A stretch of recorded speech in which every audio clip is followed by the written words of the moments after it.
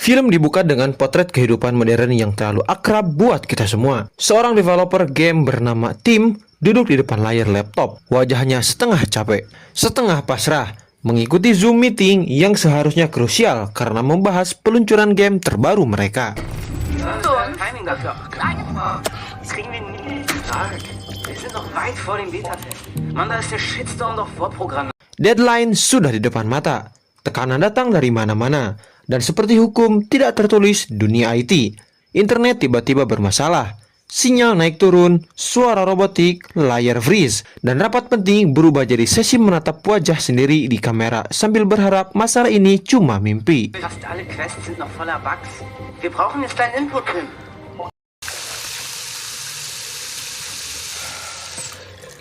Tim akhirnya menyerah, bukan karena kurang niat, tapi karena teknologi di hari itu memutuskan libur. Di saat itulah pikirannya melayang ke masa lalu, ke luka yang belum benar-benar sembuh. Ia dan istrinya, Olivia, pernah kehilangan anak pertamanya akibat keguguran.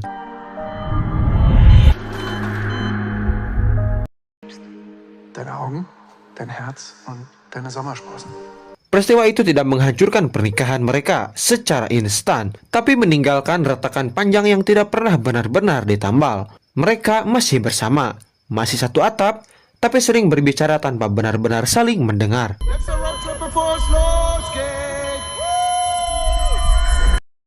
Hey! Mann, du kannst mich nicht so erschrecken.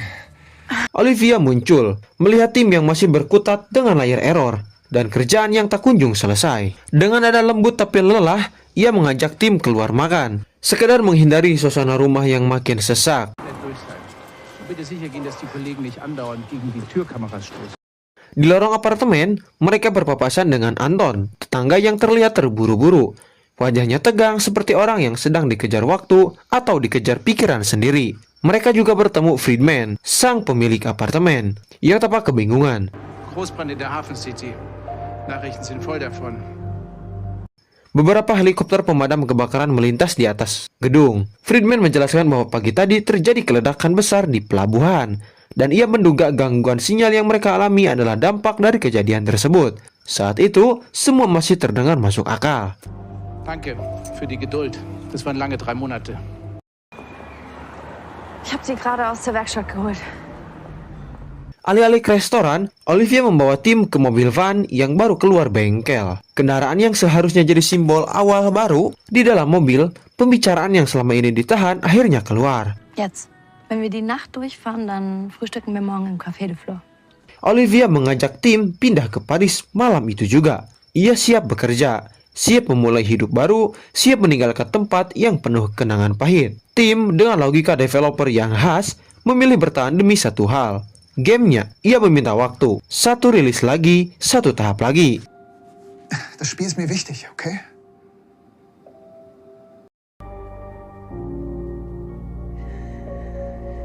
Malam itu, suasana apartemen berubah.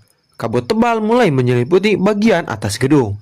Air mendadak berhenti mengalir, dan keheningan terasa tidak wajar.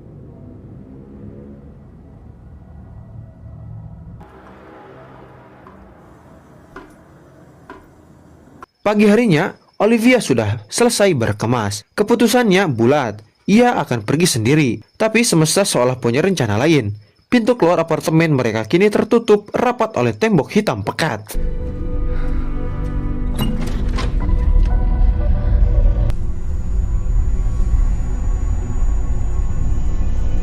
Seperti batu bata yang disusun tanpa pola jelas. Bukan pintu macet, bukan kunci rusak, tapi benar-benar tertutup oleh sesuatu yang seharusnya tidak ada. CCTV hanya menampilkan gelap, dan bukan cuma pintu. Seluruh sudut ruangan kini dilapisi tembok hitam yang sama.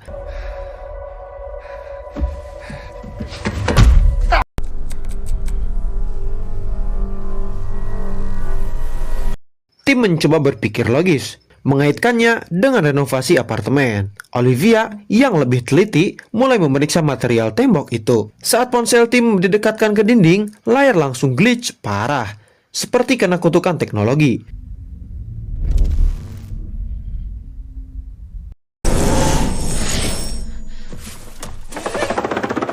Das ist keinen Sinn, die Anordnung der Ziegel, die Größenunterschiede. Warum baut man so eine Wand?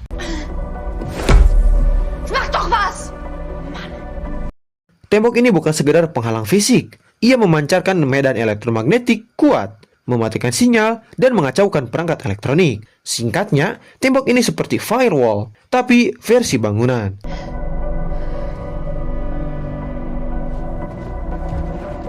Upaya membobol pintu dengan bor berakhir sia-sia.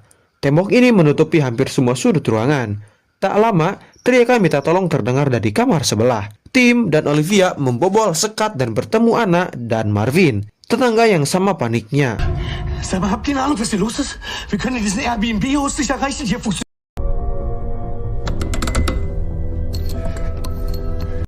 Masalah baru muncul saat air benar-benar habis. Olivia, yang emosinya sudah di ujung, mulai menyalahkan tim karena tidak segera pergi ke Paris semalam. Dalam kondisi seperti ini, semua kesalahan lama mendadak muncul ke permukaan. Zugemauerten Haus in der Mitte von einer Stadt. Es ist doch nur eine Frage der Zeit, bis das Mereka mulai bereksperimen dengan tembok. Sendok, pisau, alat dapur, semua bereaksi aneh. Tembok ini bersifat magnetik, punya titik-titik tarikan kuat, dan bisa memantulkan benda logam dengan daya yang tidak masuk akal. Satu kesalahan kecil bisa berakhir fatal. Irgendwie möglich, mit ihr zu interagieren oder so.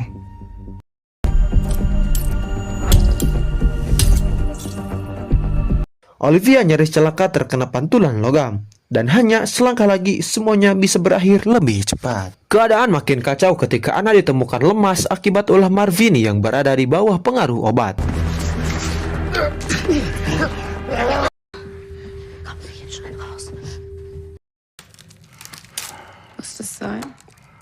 Sementara tim mulai menyisir apartemen mencari solusi, Olivia teringat tentang bunker rahasia bekas Perang Dunia II di bawah gedung. Untuk mencapainya, mereka harus membobol lantai demi lantai. Disitulah mereka bertemu Oswald dan cucunya.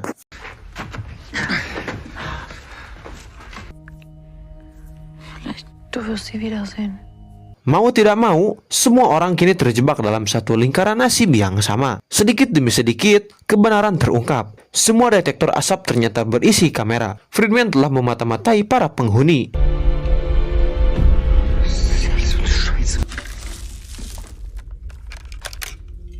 Kecurigaan memuncak saat mereka menemukan Friedman tewas di kamarnya, bersimbah darah dengan kedua tangan hilang. Ponselnya masih menyala, mode kamera aktif, bukan pembunuhan biasa, ini akibat kesalahan fatal.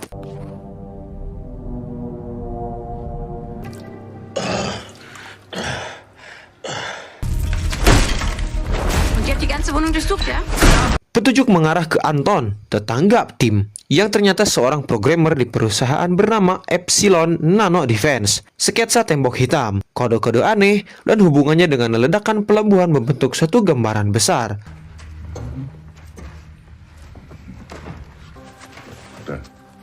Nimm, Liebes. Tembok ini bukan kebetulan, ini teknologi, sistem pertahanan berbasis nanomagnetik. Yuri, seorang pria yang mengaku sahabat Anton, muncul membawa cerita tentang perang kimia di luar sana. Ia meyakini tembok ini menyelamatkan mereka. Also ich sage euch, das hier, das Ding da. Ich rede hier nicht von Mainstream, Lügenpressen, Bullshit. Tapi rekaman CCTV menunjukkan kebenaran yang lebih gelap. Anton sebenarnya berhasil membuka tembok menggunakan kilatan cahaya dari ponselnya. Yuri yang dikuasai paranoia membunuh Anton agar tidak ada yang keluar. Wir müssen hier raus. Ja, sorry, wir gehen. Tim akhirnya memahami mekanismenya. Tembok ini membaca pola cahaya, kode optik yang dipicu flash kamera. Bersama Olivia, ia meniru program Anton. Namun suatu kesalahan tragis terjadi. Anna terlalu dekat, tangannya tersedot. Tembok mengeras, tubuhnya terbelah dua. Yuri tertawa, Marvin menembaknya, lalu mengakhiri hidupnya sendiri. Dalam hitungan menit, apartemen yang penuh orang berubah jadi ruang kosong penuh gema.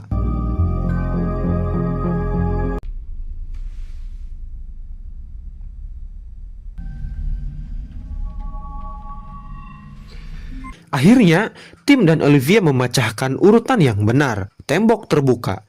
Yuri mencoba menyerang lagi, tapi kali ini ia tumbang. Dengan sisa tenaga dan keberanian, tim dan Olivia keluar dari apartemen.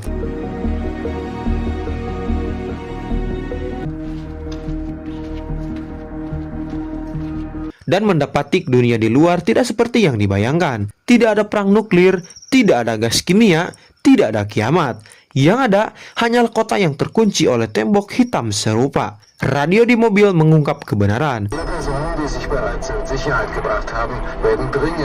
Löste der Brand bei Epsilon Nano Defense eine schwerwiegende Fehlfunktion aus. Kebakaran di Epsilon Nano Defense secara tidak sengaja mengaktifkan sistem pertahanan rahasia, mengurung kota-kota tanpa ada ancaman nyata. Dan disitulah Brick benar-benar memukul pelan tapi dalam. Semua kematian ini bukan karena musuh, bukan karena perang, tapi karena asumsi, ketakutan, dan keputusan yang diambil tanpa mau memastikan kebenaran. Teknologi yang diciptakan untuk melindungi justru menjadi penjara.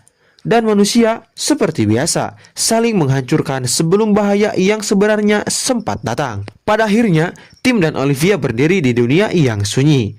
Tidak aman, tapi juga tidak hancur. Mereka selamat, tapi kehilangan banyak hal. Dan mungkin itu inti film ini. Bukan tentang tembok hitam, tapi tentang bagaimana manusia seringkali terkurung oleh ketakutannya sendiri. Bahkan ketika pintu sebenarnya tidak pernah benar-benar terkunci. Gue Dixon, kalau hidup hari ini terasa sempit, mungkin bukan karena tembok di luar, tapi karena pikiran yang belum berani kita buka. Sampai jumpa di video selanjutnya. Adios.